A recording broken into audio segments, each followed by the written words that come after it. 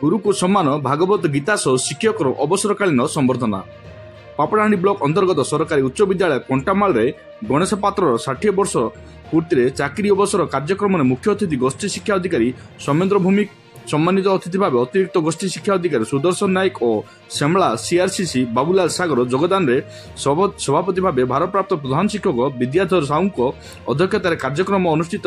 पूर्वतन छात्र छात्री योगदान ग्रामवासी योगदान कर समस्त तरफ उपढौकन प्रदान करते। शिक्षा अधिकारी अवसरकालीन सभारे गुरु को अवसर दिवस एभली संबर्धना सभा कर समस्त को धन्यवाद जनाइथिले। सीआरसीसी बाबूलाल शिक्षक शिक्षातन कार्यधारा चिंताधारा महत् भावना भल छात्र गठन शिक्षक महत् कर्म गुरु ब्रह्मा गुरु विष्णु गुरुदेव महेश्वर पदरे अधिष्ठित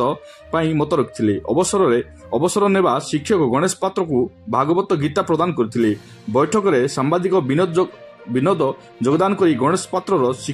शिक्षकतार गाँव में भल मनीष तैयारी भगवान को भूरियंशी प्रशंसा सह एभली शिक्षक कार्य को अनुसरण करने को मत पोषण करथिले। सभापति विद्याधर साहू सहकारी शिक्षक छात्र छात्री को ग्रामवासी को शुभेच्छा जणाई बैठक को समाप्त करथिबा देखिबाकू मिलिछि।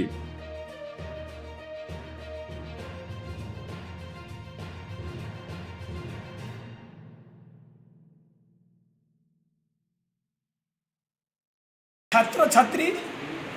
मानकू एतिकी धन्यवाद देवी जे सबु बेले मु जो कथा कहूली ता से माने अग्रह करे पालन करुथिले एवं पात्र सार जोटा कहउछंती से माने ताकू कर्म रे मध्य लगाउथिले। सेहिति पई मु मोर प्रथमे मोर छात्र छात्री मानकू अग्राधिकार देउछि एवं तांकर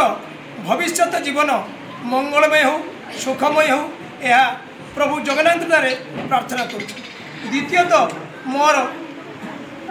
आज स्कूल विद्यालय जो आमर सहकर्मी